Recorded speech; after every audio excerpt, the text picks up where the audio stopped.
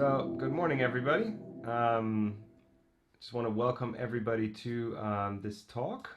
This is the talk about Baja California by Jay Clue, who you can see over there, who's our man in Baja California. Now, I'm sure the ones who have joined already know that Baja is where it's happening now. All the coolest new things are coming out in Baja California. It's a really rich place, and our contact on the ground is Dive Ninjas, and the founder is Jay Clue, and we were actually scheduled to be there in 2 months to do the Mobulas, which he'll cover today as well. And unfortunately, this virus means that we're gonna have to cancel our Socorro trip and therefore also our Baja trip. So we're really gutted, but Jay's gonna share with us, and so next year we can do the same thing again.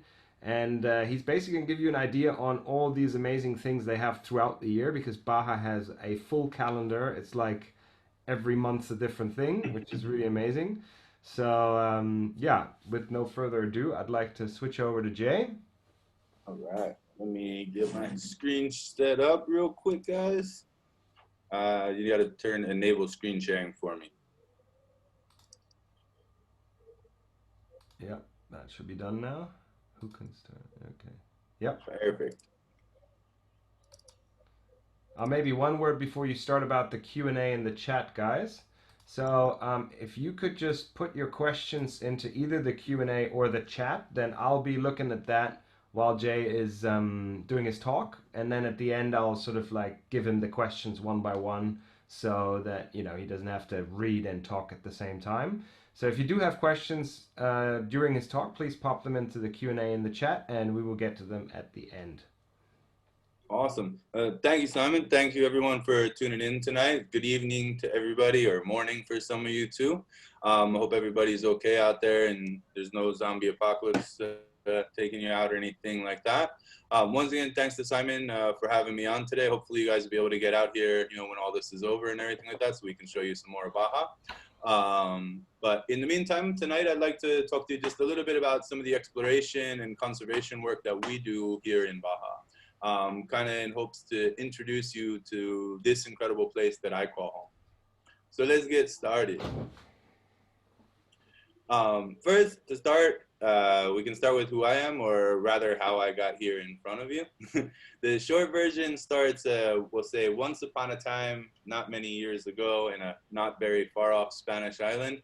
I was introduced to the ocean by a wonderful dive instructor named Pepe while I was stuck in the Canary Islands, which is a different story in itself, but we'll say that Pepe was able to take this kind of big tattooed looking guy that was deathly afraid of being underwater and somehow turn him into being a full-blown ocean addict. I'm pretty sure there may have been a bit of bribery along the way with some ice cream and cookies. Anyone that knows me knows I have a soft spot for sweets. But as I grew up as a diver in the UK, I would find myself kind of going straight down the rabbit hole with it. I love the adventure of diving. I love the idea of being able to go exploring underwater and see things that many had not seen before, finding new things. It was just, this part of it really captured me. It's something ever since I was a kid, I love to go exploring, whether it be in my own backyard or out in the forest or any of these kind of things. It's something that's always been really special to me. So fast forward a few years and I kind of go on, I quit my day job, throw everything I'm doing away, my PhD research, my house, my cushy job, pretty much everything just to go into working and diving full time. It had become my one true love. But it would take a few more years of kind of cultivating this love and meeting some really incredible people that would then take this love and give it purpose. This passion that these incredible people shared for the ocean helped to kind of ignite a fire inside me. And many of them still continue to be that accelerant that keeps it burning, pushing me forward today. So over the years, I've volunteered on a lot of different conservation and research projects. I've worked with different like exploration projects, all sorts of things. Everything from turtles to sharks to wrecks to coral and pretty much all across the gamut. But it wasn't really until we began diving into expeditions that it would start to kind of all fall into place and become something solid. This last year for me has been insane. It accepted, I mean, at the same point though, it's been so humbling. I was awarded as a closed-hook ambassador by Nakawe Project. I became a Mars Mexicanos photographer and an ocean culture life storyteller. Started working with Sea Shepherd as a coordinator for them with projects here in Baja. We began building Saving Los Cabos with some incredible people. It's been a very busy year. But for me, my focus has always been and continues to be on essentially trying to develop ecotourism and conservation platforms with Dive Ninjas. And that's where we are and what we're going to try and talk through today. So to start off, Dive Ninjas it has a strange history, we'll say. Most people, they go into business with an idea and they want to start this business and all these kind of things. Dive Ninjas wasn't started as a dive center. It was just a nickname or an idea for an exploration project we were working on here in Baja. It then grew from that into like an operator, a dive shop. But exploration, even now, years later, is still at the foundation of everything we do. I mean, I still spend countless days throughout the year searching for new encounters and trying to better understand the encounters that we already know. Whether it be through working on research projects, conservation projects, or just doing our own exploration, trying to develop better ways to take people to see different things, or trying to find ways to protect animals better and everything like that. As anyone that's done any exploration work before, you know that isn't as exciting as they make it sound on TV, that a lot of it is just spent out waiting, looking for things and not finding anything. But other times it's really incredible and it's really jaw-dropping and we get these mind-blowing experiences. So we thought that wouldn't it be amazing if we could take other humans to see these incredible encounters that we're seeing and be able to use that as a kind of vessel to get more people interested in protecting our oceans. And then as a byproduct of this, the work that we do kind of in turn helps these conservation programs to be able to protect the animals in the areas that we're working in. So it kind of comes full circle. It allows tourism to be able to help out the area as well as to protect the animals. And where there aren't conservation programs in place or they're lacking, we start to look at how to build foundations for them with the researchers we work with and these kind of different things. We keep our data quite secretive about this. Most of the time, a lot of the things we're working on, we don't start sharing it until we've actually worked with the researchers on it and conservationists and everything like that to make sure that it's going to be something that's able to be protected and safe and all that kind of thing. So before we can kind of really jump into it, it'd be good to understand one term because this is going to come through a lot of what we're going to talk about. Does anyone, hopefully maybe someone knows what it is, but has anyone ever heard of citizen science, or have you ever been on a citizen science trip before? Citizen science is kind of defined as the collection and analysis of scientific data relating to the natural world by members of the general public as part of a collaborative effort with scientists.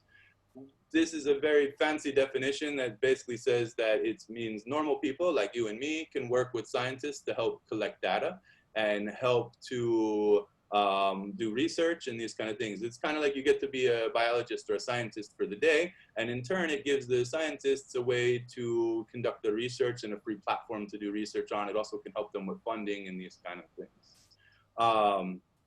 With Dive Ninjas, this is what we focus on. This is where our heart is. We try to use our platform as a way to bridge the gap between marine research, conservation, and tourism to kind of create what we call true ecotourism platforms. And today is what I'd like to share with you is these platforms, some of these platforms. There's a lot of things, as Simon said, that happen in Baja. It's a very migratory area. Things are changing all the time. Month to month, we get different migrations, different animals. So we would be here for the next 12 hours if I tried to explain it all to you. So we're going to try to focus on just a few of them today, and we'll kind of touch a little bit on them. But if you have more questions or anything, you can feel free to ask at the end, and we can go through it. So before we start, I want you to think for a second and imagine Baja. I don't know if any of you have been here before or those that haven't. Would love to understand what you think. Most people, when they close their eyes and think of Baja, they think of these bright blue oceans. They think of sharks. They think of manta rays. They think of Socorro or the Mobula aggregations and these kind of things. But what a lot of people don't realize is Baja is not just incredible underwater. It's incredible topside. Its beauty is mind-blowing, and it creates this really very different polar opposites that I've not seen in many of the places I've been. I like to call it a land of contrast. The pic here, this is a photograph from Bahia Magdalena. It's an area where we have these really productive mangroves that smash into this giant area of white sand dunes. The mangroves are one of the most important ecosystems in all of Baja, and they smash just directly into these sand dunes that barely have any life in them. I mean, on occasion we see coyotes roaming the sand dunes or maybe rabbits, but there's just nothing there. It's just rolling, rolling sand. The other side of it is the mountains. We have these incredible blue oceans, but they're juxtaposed by ragged, kind of terracotta colored desert mountains that look like they almost reach down from the sky to meet these beautiful blue waters. So is exactly kind of, this is what creates the idea of Baja. It's what, for me, caught my attention, caught my heart, and brought me here. I mean, not just the underwater part. So let's start with, where is Baja? So Baja is located in Mexico, for those that maybe don't know. It's this peninsula you see getting circled on the screen. It's actually the third longest peninsula in the world. The peninsula began to split from mainland Mexico about 2 million years ago. It's about 1,250 kilometers long, and on average, it's only about 100 kilometers wide. So it's very narrow, very, very, very narrow. It covers about 74,000 square kilometers, which is about 4% of the entire country of Mexico. This split from the mainland is because of tectonic plates. It's slowly moving away from the mainland. It's actually, in millions of years in the future, thousands, hundreds of thousands of years, it'll start to become an island, and we'll actually take part of California with us. So we're taking California back for Mexico. The peninsula itself is actually an ancient mountain range. It comes up from the depths of the ocean to over 2,000 meters above sea level. The waters around Baja are not very shallow. We have depths of almost 3,000 meters just like near the coast. You can go a couple miles offshore and hit 3,000 meters of depth, which is insane. We don't have a very big continental shelf or any of these things. So if you picture this as one giant mountain range, it's almost 5,000 meters tall. It's huge. And it's because of these deep waters that we get a lot of the big pelagic species and these kind of animals that are coming here, especially with the sharks. And we'll talk about that in a little bit. Our tallest peak in the mountain ranges we have here is 2,090 meters. That's about 7,000 feet tall for those working in the English versions. To put that in perspective, that's actually taller than the Mile High City. That's higher than Denver. So it's a pretty tall mountain range. We're in a semi-desert. What this means is we get less than 20 centimeters of rain every year, so that's less than 7 inches. And most of that rain falls in about 2-3 months in the entire year. It usually happens from about July or August into about September or October. We get little sporadic things, and we get a couple storms during that. So some quick facts to kind of give you an idea of why this area is so unique and why it's so special. So first is the peninsula itself has more islands than the rest of the entire country combined. So the entire country of Mexico does not have as many islands as we have in just this peninsula. It also accounts for 22% of Mexico's coastline. That's gigantic. To think of almost a quarter of the entire country's coast is just contained in this one peninsula. I mean, Mexico is a big country. It's not a very small country or anything like that. It's a huge, huge place. It's also home to more than 1/3 of the world's marine mammals that come through here. Most of them are migrating here. They don't live here full time or anything like that. They come down here for different reasons throughout the year and everything like that. And its waters host more migratory marine species than anywhere else on Earth. And fun fact for the foodies out there, it's also the birthplace of the margarita and the Caesar salad. It didn't come from Italy. It actually came from Baja. So let's start off with one that everybody loves. It's a new expedition we've started working on in these last couple of years, is with Makos sharks. This is a project we've been developing with a guy named Evans Baudin. He's a French guy who runs a company called Baja Shark Experience.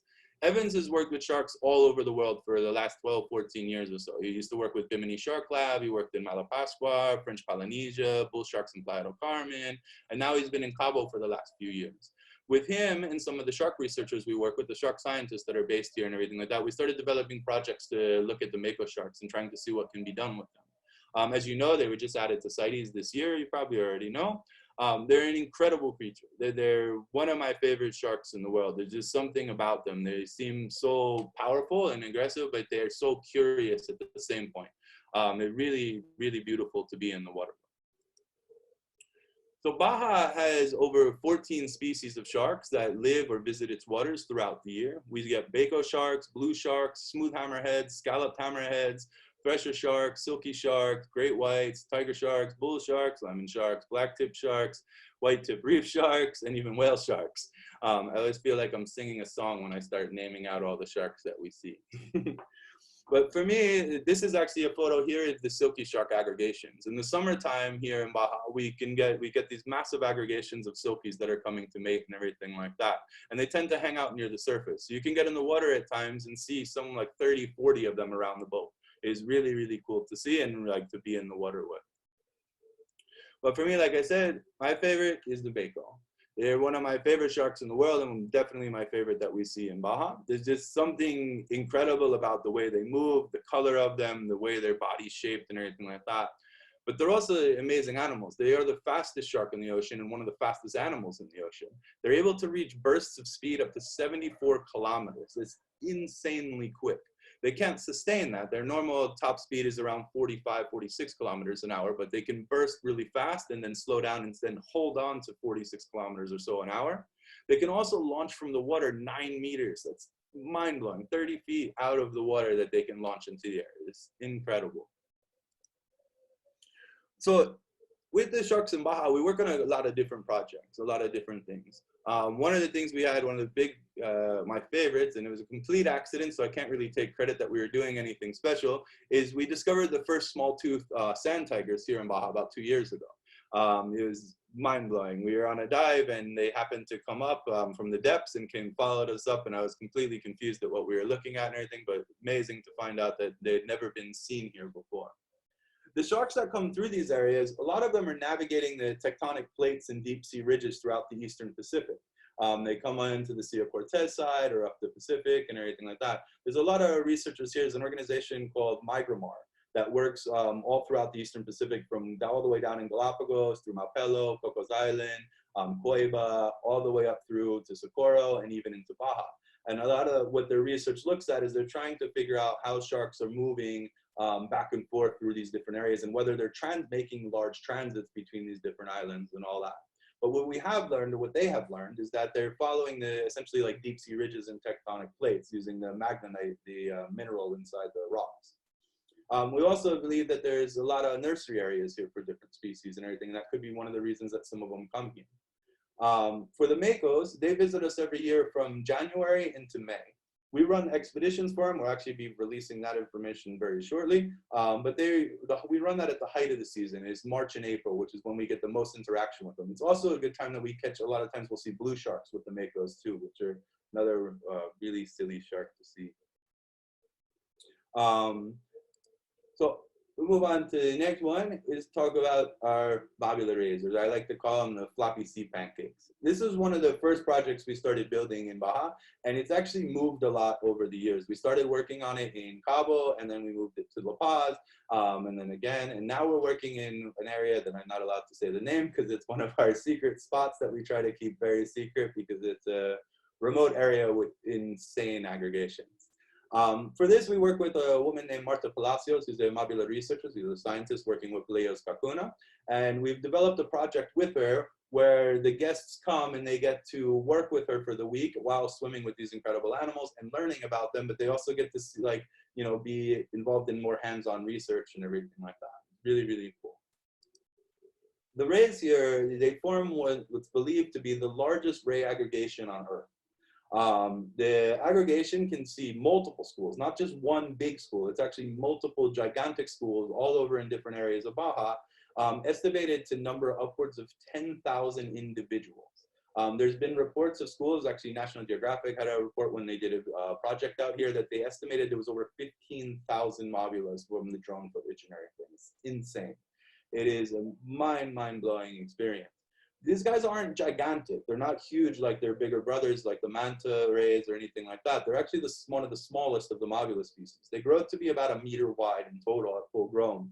And every year they kind of aggregate in these areas, we believe is to mate and also to gorge on food, because there's blooms of mysid shrimp in these deep channels and everything where we find them. So also, not too long ago, really recently, they discovered the first Mobula nursery here, which kind of gives us more belief of why they're coming here, that they're here to mate and give birth and all these kind of things. And Mobulas live within our areas all throughout the year, but we don't see them in big schools. We only see them in big schools 2 times a year. Once is in the springtime and then again in the winter. But the largest schools are what we see in the spring and the early summer. This nursery was really important to find because the Mobulas, these specific ones, the monks devil rays, they have one of the lowest fecundity rates of any marine species. That means they have one of the hardest times reproducing for the species to reproduce and everything like that. So it's very important to protect them and find ways to protect them. They're also very easy targets for fishing because they aggregate in these huge schools right at the surface, which means you could essentially just go up with a net and just start pulling them out of the water. They have no real defense or anything like that. They're not predators. They eat plankton and all that. So they're very easy to, to take out of the water. So the Mobulas that we have here are we call the monk's devil rays, Mobula monkiana. It's considered, like I said, one of the largest aggregations of rays on Earth. What we build is these citizen science projects that are working to discover new nurseries now. Last year, we actually found a couple new ones, 2 that we believe are nurseries. We're hoping this season we can get out very soon to start looking and see if they're still there, and that the researchers can, finalize research to make sure they are actually nurseries, and it's not just me going crazy believing things. We also look to understand their migration patterns because throughout the year, throughout the season, these rays will move. They're not just in one area.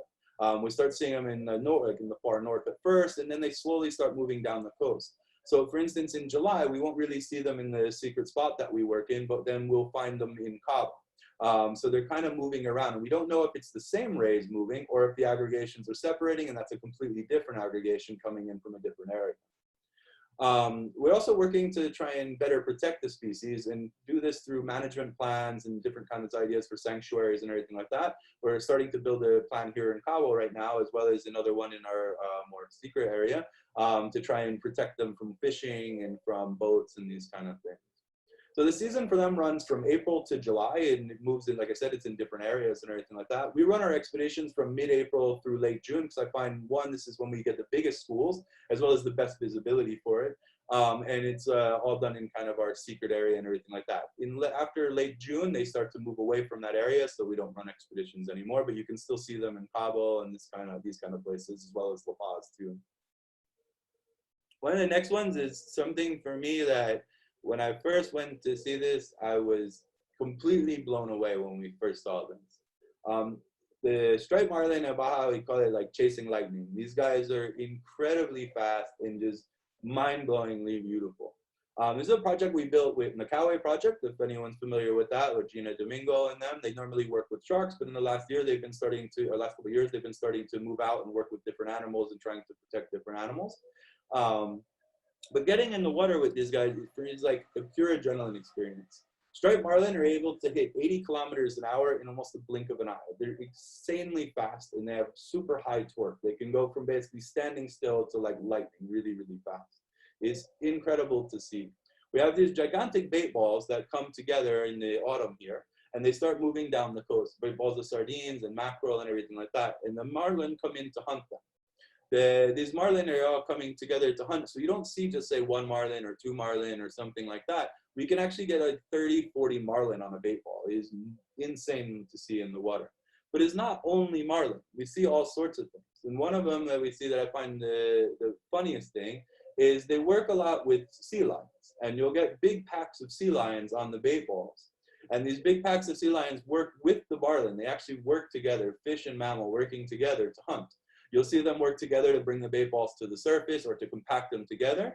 And then say the marlin will start to hunt and they'll go through and rock it through the bait ball a few times. And then after they'll take a break and they'll kind of move off to the side or move deep. And then the sea lions come in and they start to hunt for a little bit. Then the sea lions will take a break and just move away. And then the marlins will come back. It's incredible. And we see all sorts of kind of animals on this. It's very, basically, we like to call it like the Mexican sardine run because you can see anything. Last season, we were able to see, we had orcas on a few days. We had fin whales, we had gray whales, we had humpbacks, pods of dolphins hunting, sailfish, dorado, all sorts of kind of crazy animals. It's a really cool experience. And it's nuts because it takes place, even though our base is in Villa Magdalena, it actually takes place very far offshore. You're usually 10 to 30 miles off the coast when we go out to find them and everything. So the marlin here, they're following an annual spawning migration, which is essentially following these bait balls that come down from the north. We can get up to 30, 40 marlin at a time on one single bait ball, and we have multiple bait balls all over the place in the water. But this beautiful experience is contrasted then by Baja being home to one of the largest sport fishing tournaments in the world. And it's not just one, we have tons and tons of them. The largest is the Bisbees, which has like a multi-million-dollar purse every year and everything like that.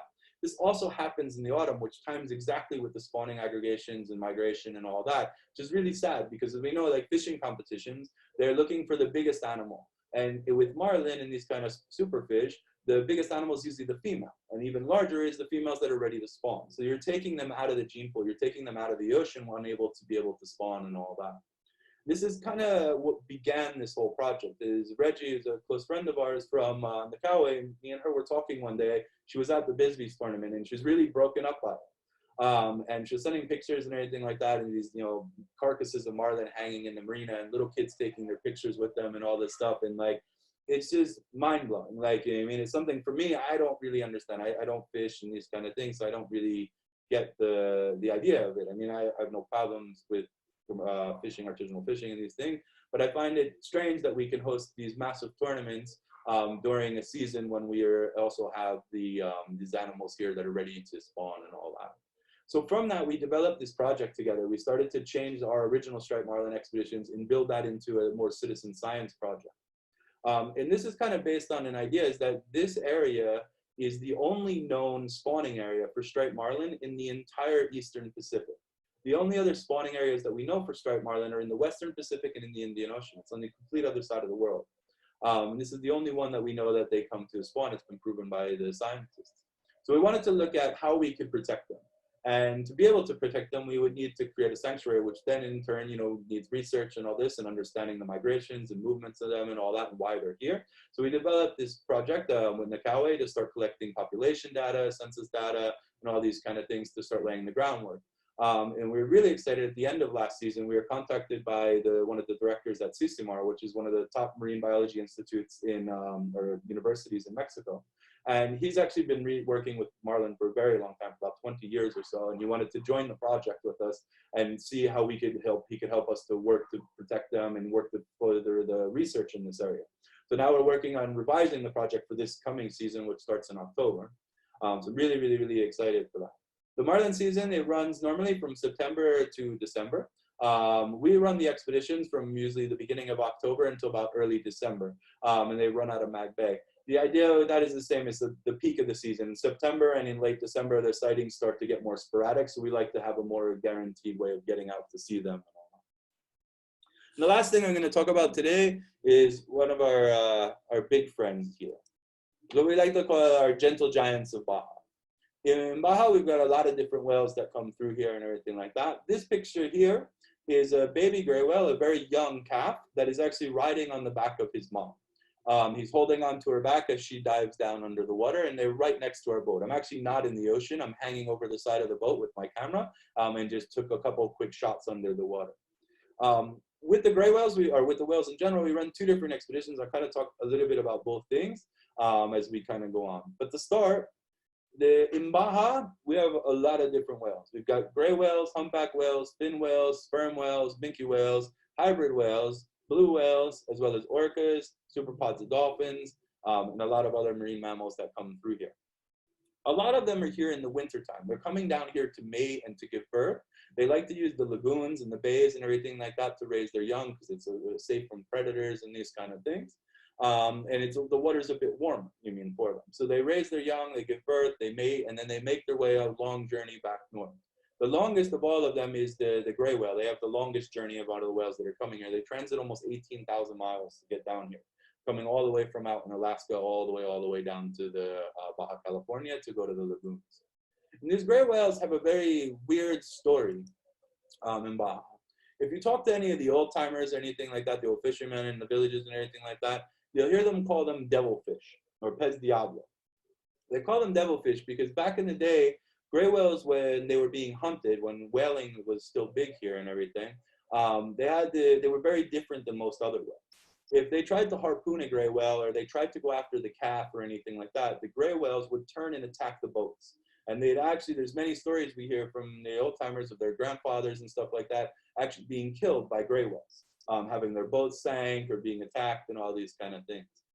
But the story has a happy ending in a way. Long time ago, not very long ago, but in the last 100 years, they were almost hunted to extinction. They were almost completely wiped out. Then the whaling acts were passed and whaling was made illegal and off limits and everything like that.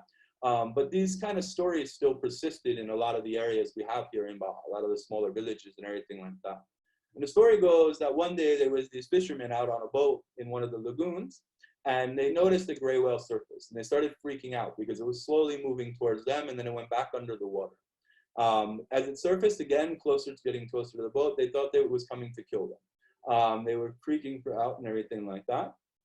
As it surfaced next to the boat, for whatever reason, one of the guys on the boat, one of the fishermen, decides to reach his hand out into the water.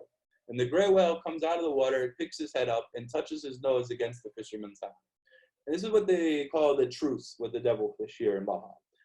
It was this truce that then started would go on to become whale tourism, gray whale tourism. And it's a beautiful thing because when you see it, is a lot of these fishermen and everything, normally 9 months a year, they work as fishermen. And then 3 months a year, they're actually working with the gray whales as whale watching guides and ecotourism and everything like that.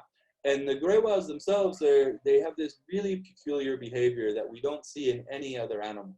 And even in the gray whales anywhere else in the world, when these specific population, when they head back to the north, they still don't do it. What they like to do is they come up to the small boats that we have in the lagoons, and they'll actually come right up next to the boat, and they'll pop out of the water and look you eye to eye. They do like a spy hopping thing, but only a few feet away from the boat or a meter away from the boat. And then what else they like to do is if you take your hands and you splash in the water next to the boat, they'll actually come up and they'll look at you. And then if they feel comfortable, they'll actually come up and they'll do the same thing they did with the fishermen. They'll press their nose against your hand, and they'll move their head so that you slide your hand down the side of them. And then they'll come back and they'll come right back to the same spot and do it again. If you take your hands out of the water, they'll spy hop out of the water and look at you almost like, why aren't you doing it again? And if you stay out of it, like you don't touch them and you keep your hands out of the water, they'll actually leave the boat to go to another boat that has looking for people. They weirdly seek out this human interaction. It's a very strange thing. Incredibly beautiful, like mind-blowingly beautiful. And I'm not one that, condones touching animals or anything like that, but the interaction here and them actually seeking it out is very bizarre. It's something the scientists have been trying to figure out and don't really understand or anything either. So I was saying that we have one of the largest collection of marine mammals in the world here. All the whales you're mentioning, dolphins, sea lions, orcas, all these kind of things. A lot of them are journeying down here and everything to mate or to give birth and all that kind of stuff. With the gray whales, they like to come into these shallow lagoons. There's very green water. That's why a lot of the pictures you'll see of them are always very green water and everything. And they like to come right up to the boats. The captains, you just shut your motor off and you just float in the water and they'll come up to you. A lot of times too, you'll even see the mothers will lift the babies up. They'll push the baby up out of the water and lift it up out of the water to show it to you and everything like that. It's a really bizarre and incredible experience. So we work on a lot of different projects here. With the whales. One of them we call Gentle Giants, which is this very short season. You've got about 3-4 weeks that it can happen, where you can actually see almost all species of whales that we have here in the course of 1 week. You can kind of bounce through different areas in Baja and see all the different whales and everything like that. We have a new project that's actually working just with gray whales, where we go out and we just want to spend a lot of time with the gray whales and try to get these close encounters and look at working with them. We're working with a gray whale biologist that's from Argentina, but now working here. She works for one of the top marine mammal research centers in Mexico, as well as with other counterparts in the US and everything like that. It's a really, really cool experience. Some of the projects we've been working on here is we work with whale protection and MPA enforcement. We have a project with Saving Los Cabos and Sea Shepherd Mexico, where we're trying to make sure the rules are enforced and make sure people are doing the right things and having safe practices with the whales and keeping them safe. We also look at our trips work with migration and population studies. We also look at the effects of ecotourism on the whales, but also on the humans and what kind of effects it has on different things. We're also trying to have researchers here that are trying to understand the gray whale behaviors and why they have this strange behavior and why they only have it here in Baja. When they go back to Alaska, they don't act the same. They stay away from humans and all that. It's only here in this area that they do it. We're also now working too with a project with Sea Shepherd and Saving Los Cabos and Prima and other organizations to try and build a marine mammal sanctuary in different parts of Baja. One here in Los Cabos where it's really needed right now, as well as extending it into different other areas to protect the animals and keep these encounters safe. With the whales, they begin showing up in Baja usually around November, but the official season doesn't kick off until December. It'll run through April. Different whales come at different times. The humpbacks are usually the first to show up. The grays show up a little bit later after that, and the blue whales show up after that. For us with gentle giants, for instance, we run those from like middle of February, late February into about the middle of March. And with the gray whales, we start that in January, in late January, and run it all the way until March, until gentle giant starts. We do this because they're the best parts of the season. So that's pretty much everything I've got for you. Is a really quick crash course on some of the stuff we can see here. But before I go, I want to leave you a quote that for me, it rings true with kind of everything we do with Dive Ninjas, and I hope many other people do. It's from for me, one of the greatest ocean storytellers in my life, Mr. Jacques Cousteau. Says, for the most of history, man has had to fight nature to survive. But in this century, he's beginning to realize that in order to survive, he must also protect it. And it's something I believe that we need to do. You know what I mean? And if we can do that through tourism and make our hard-earned money that we're spending to go diving or to go free diving or to go whale watching and all that, and that money can then benefit tourism or benefit conservation, benefit research and these kind of things, then it's becoming more sustainable and more full circle. So thank you very much for your time today. Thanks for listening and everything like that. If you have any questions, you can put them in the Q&A box or the chat, and I'll try my best to answer them. I'm not a marine biologist or anything like that, but we'll try to give you my best information I can. All right, thanks, Jay. I'm just going to tell you the questions in order. We'll just do it in order of the animals that you were talking about. So we're going to start with the sharks. Okay. And Rita asked if there are any shark nurseries in Baja. Yeah, there are quite a few. There's a bunch of different research going on looking for different shark nurseries and everything like that. A lot are a bit more hypothesized. They know they're here, they just haven't yet to find them anywhere. And there's a lot of research. We have one here in Baja, we have one of the top pelagic research centers, pelagic animal research centers in the world. It's called Pelagios Cacuna. And there are a lot of the researchers there, so there's a few people working with different nurseries and trying to find nurseries in that. I actually saw something about like in northern Baja, they're trying to prove a great white nursery.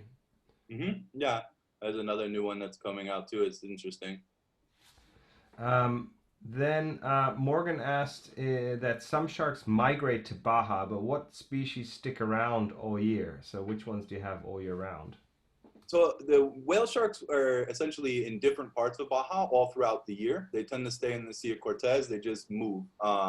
Most of the year they spend, maybe in the south in La Paz feeding, and then they move up to the north for a few months in Villa Los Angeles and start feeding there.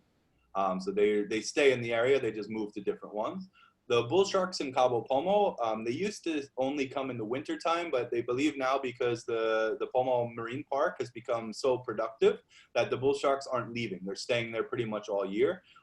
In the autumn, when the waters get really warm, they'll move a bit deeper, but they're still in the park.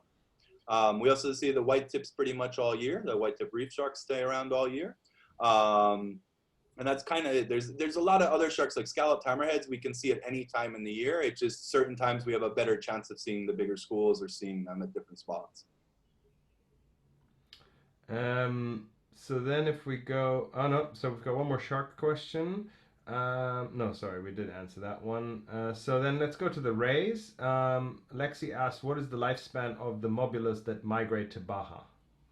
I don't remember off the top of my head. I'll have to look that one up for you. But if you want to shoot me a message on online or anything like that, I can gladly look you up. It's not very long. They don't live super long. And they take a long time to before they can become sexually mature or before they can reproduce. And they only reproduce they have one pup almost every 3 to 4 years. So they have a very low reproduction cycle. And then we have Rita asking if there are any other rays traveling with them, or is it just the monk ray?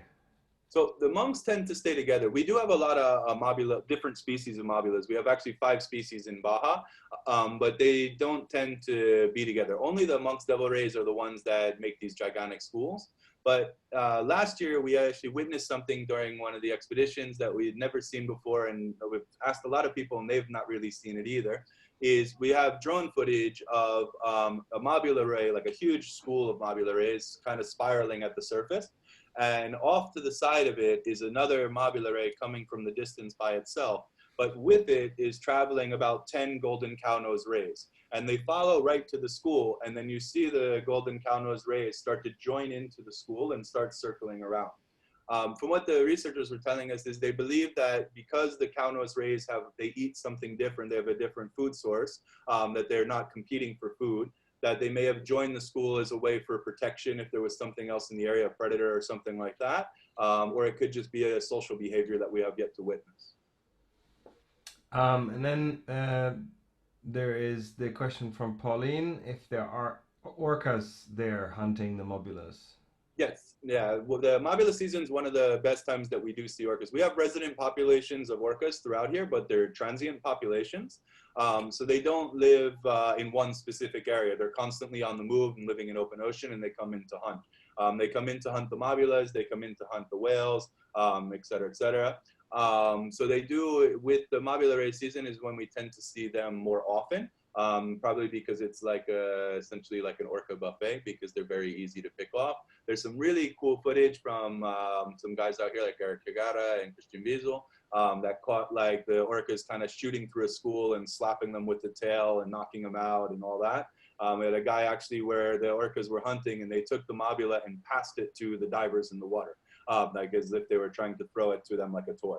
It was a very incredible experience. Ah, cool. So let's talk about the whales. Adelina asked, what did you mean by hybrid whales? So hybrid whales are a very strange thing. I only just learned about this about a year and a couple months ago. I was on a blue whale thing. They have the hybrid whales are essentially a hybrid of a blue and a fin whale. So the blue and fin whales can actually mate. It's something that was proven through DNA and I want to say in Norway, if I remember correctly. And they've started to see it in other places. I personally cannot tell the difference between them, but when we were out one day with the researcher and with a whale researcher, and they were trying to explain it to me, and it has to do with the coloration and these kind of things. But it's essentially a blue whale and a fin whale that have mated and created a hybrid. Like a liger. Yeah, like a liger. Nice. We can call it a flu whale. Blue whale. So they have a bit white belly then, yeah? Yeah, exactly. Cool. Lexi asked if the scientists actually do get in the water and swim with the gray whales, or is everything limited to being on a boat? It depends on the project. It's really hard to get permits to be in the water with the gray whales. We know we work with quite a few researchers that work with them on different projects and are doing different things with them, and to get physically in the water with them is very, very, very hard. They're a super protected species in Mexico. Nat Geo was here a few years ago doing a photo journalism project on the gray whales, and they were able to get special permission through a research permit through doing like underwater identification and these kind of things. And they were able to get in the water with them they had a permit for 1 month, but they were only allowed in the water at like sunrise for like 1 hour every day, and that was it. It was very, very limited and everything like that. From a diver's standpoint or a photographer's standpoint, you don't really want to be in the water in a sense because the visibility is really bad, and the water is very green. You're in lagoons basically, or shallow bays and stuff like that. So you can't really see much and everything like that. I've got a different kind of question here from Jose Luis, who was actually involved with the project. Any news about the vaquitas? Well, was canceled a couple of years ago. The porpoise, that funny looking porpoise. The vaquitas just recent, like Sea Shepherd's still been working with the vaquitas in the north up until about a couple days ago. They just pulled their operations because of the current situation with the virus and everything like that. But up until then, they've been working really, really, really hard. on trying to protect them and everything like that. So that's about the latest news that we have. They had just done a press release a couple days back that they were holding off on their campaign for the moment because of the current situation with COVID-19 and all these kind of things, which is a bit scary. I mean, the Mexican Navy is still there and they're still working to protect the area, but you know, obviously having Sea Shepherd out there, it helps a lot more. You know, it helps a lot with it. As for, I'm sorry, to answer the second part of his question, as being seen, there's only believed to be 12 in existence in this very large area. So seeing them with our own eyes is insanely rare. We actually work with one of the researchers we work with on with the humpbacks in Cabo, is one of the whale researchers that works with Sea Shepherd on the Vaquita project. And he goes out on the ships all the time. And for the first time ever in the years that he's been working with them, he was able to see and get a photo of two vaquitas together coming out of the water to breed this year. As the first time ever in years that they've ever seen like that many even together or anything like that. Well, let's hope they will slowly recover because 12 is not a good number for a species. It's a really, really bad number. And the fishermen are still pretty hardcore out there with fishing them and all, or well, not fishing them, but fishing the Tatuba, looking and getting them caught in nets. Christine is asking, have you ever seen different types of whales together at one time? Yeah, we've seen different ones together. Sometimes we'll see the grays with the humpbacks once in a while. We've also seen the fins and blues together. Those we see a lot together in like Loreto and everything like that. We'll tend to see fin whales and blue whales together in certain areas and all that hanging out. And then we have a question from Steve. If black marlins also migrate into Baja? We've never personally seen them. I've heard of fishermen catching them, the sport fishing guys catching them at tournaments and everything like that. They had one of the largest come through the get caught. I think it was 2 years ago in one of the tournaments. It actually won it was like a $4 million prize or something like that. But I've never personally seen them or heard of anyone seeing them in the water. And then we've got two conservation projects. Jose Luis wants to know, or is asking if you can say a bit more about the projects that you're mentioning in relation to the expedition. So what you're doing as part of an expedition. Sure. Yeah, I mean, with the Mobula race, like I said, we work with Marta Palacios, and with that, we're looking at building management plans and trying to get more sanctuaries. She was recently able to get a sanctuary made in La Paz, in an area where they have a nursery and everything like that to protect them there. And we're looking at basically using that now to that model to create more sanctuaries for them in the areas that they aggregate throughout Baja and everything like that.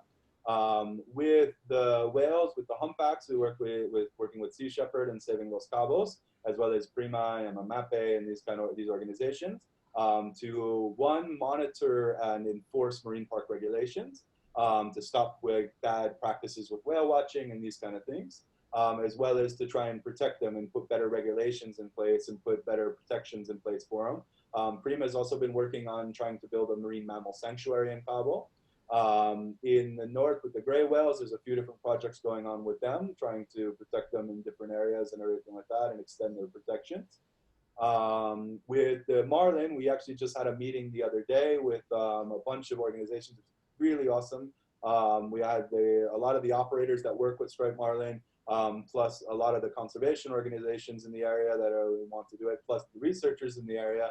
All got together with actually the captains from the community out there and everything like that to start putting into place a new idea for a management plan in hopes of building a sanctuary to protect that experience and everything like that. And it was really incredible, because we thought the meeting was going to get canceled with everything going on, but we were able to do it on Zoom on a platform like this. And they were on for 3-4 hours working through all the details and everything like that. And it's really, really incredible. It was a big thanks to Reggie from the Coway Project for putting that together. The guys from Pelagic Life are working on it and everything like that, as well as Cisimar and Mauricio and James from Peleos, Mele and Gabino from the area. All of them kind of coming together to work on this is really, really incredible and gives us a lot of hope that we'll be able to do something great this year out there. With the sharks, there's a lot of different projects going on here, and Nakawe does a lot of work with working with shark fishermen to create shark tourism instead. There's a lot of researchers working on different things in the area here. Like I said, we have a huge shark research center here, so there's a lot of people working in different projects with protecting the sharks. Whether it be with the whale sharks, you have Parallel 28 in the La Paz that's working to save them. The bull sharks in Pomo. Mexico Azul is working with sharks here in Cabo, trying to build population estimates and put in more regulations and a better management plan to protect them here. But the list goes on and on and on. There's a lot of really great work. It's one of the things for me that I love to call Baja home because it's not only beautiful, there's so many really bright people and really amazing people working to try and protect different parts of it and everything like that. We also have a question here about land conservation projects from Rita. If you do anything about land conservation, mangrove planting, maintenance. No, we personally don't. We focus mainly on the ocean. We're just focusing strictly in the ocean and everything like that. There are some other organizations working in land stuff here, different projects on land and everything like that, but we don't personally. We try to focus where our expertise is. Okay, I think that was all the questions. So there's no clapping here, but I'm sure everybody's clapping their hands off. So thanks for that. It was a really, really cool talk. And yeah, I just wanted to mention, guys, both Dive Ninjas and us, we have a lot of cool talks. So we call it Insider Academy. We've got that website. I'll send a link around later anyway if you don't know it yet. That's where we've got all of our talks. Jay has like a lot of really cool conservation and photography, and I mean, a really, really cool set of talks as well. So if you look at their website, and then there's a link to Ocean Stories, you can see a whole link. Same thing, like you just register. Actually, one of their next talks is going to be me. So I'm going Yeah, to do my shark photography talk on Friday Pacific time and Saturday my time. Is it like that, right? I think so. I think it's Saturday. And essentially, they've got other researchers coming up, scientists, all really cool stuff. So just have a look and register because we do need to see those registrations before. So if you're interested, just register, and then you'll also see if there's any updates. And yeah, thank you very much for joining. And yeah, wish everybody a great day and stay safe and hope we get this virus beat soon. Awesome, man. Thank you for having me today and being a part of it. And we look forward to having you on Ocean Stories on Friday, man. Can't wait for it. And hopefully we get to see you soon now, since you can't make it here next month. So hopefully we get you back out to Baja soon. Yeah, we're definitely planning. All right, Awesome. guys, have a good day. Have a good evening.